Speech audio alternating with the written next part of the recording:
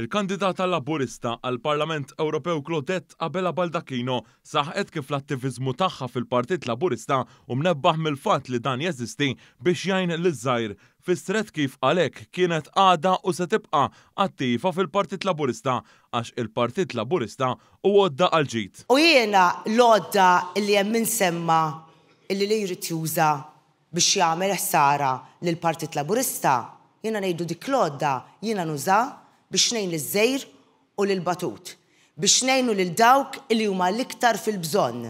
F'diskors wara intervent tal-Prim Ministru Robert Abela li ddeskriva lil Abela Baldacchino bħala persuna importanti għall-Partit Laburista, il-kandidata għall-Parlament Ewropew tkellmet dwar ir-realtajiet ta' persuni differenti, fosthom persuni li jbatu mill-fibromialġa u tfal li jbatu minn kundizzjonijiet ta' diżabiltajiet moħbija b'enfasi fuq l-aspett soċjali.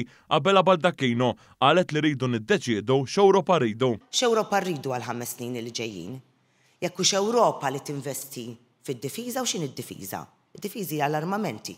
Jew inkella rridu x'Ewropa li tinvesti fis-soċjal.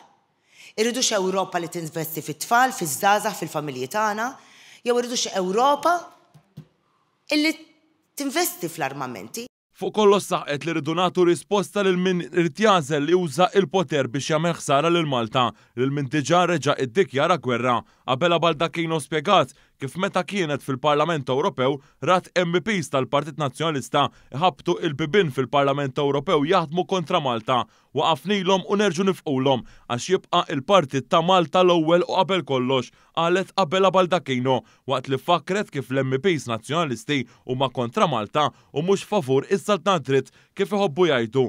Qalet għax kieku jemmnu fir-rule of law kienu jitkellmu fuq ir-riformi li għamilna waqt li enfasizzat kif dawn fl-istess ħin li attakkaw lil Malta kienu favur pajjiżi oħrajn b'allegazzjonijiet mill-aktar serji. Abela Baldacchino saħqet li min jibqa' d-dar fit-8 ta' Ġunju li ġej ikun qed jibgħat messaġġ favur din l-ipokrezija politika.